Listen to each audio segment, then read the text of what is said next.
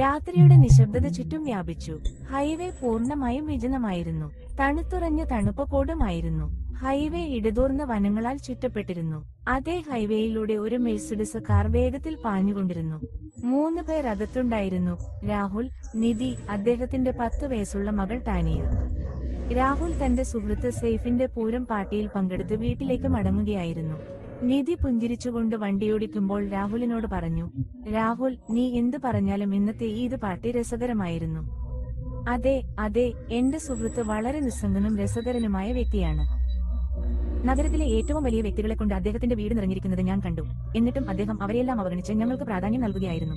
അതെ, എന്തുകൊണ്ട് അദ്ദേഹം അങ്ങനെ ചെയ്തില്ല? എല്ലാത്തിനുമുപരി അദ്ദേഹം എന്റെ സുഹൃത്താണ്. രാഹുൽ, അമേരിക്കയിൽ നിന്ന് ഇന്ത്യയിലേക്ക് മടങ്ങിയതിനു ശേഷം എനിക്ക് ശരിക്കും സന്തോഷം തോന്നുന്നു. വഴിയിൽ നിങ്ങളുടെ സുഹൃത്ത് സച്ചിൻ ഇതുവരെ വന്നിട്ടില്ല. അമേരിക്കയിൽ നിന്നുള്ള നിധിയുടെ പ്രസംഗം കേട്ട് രാഹുൽ അത്ഭുതത്തോടെ പറഞ്ഞു. ഓ ഷീറ്റ് മാൻ,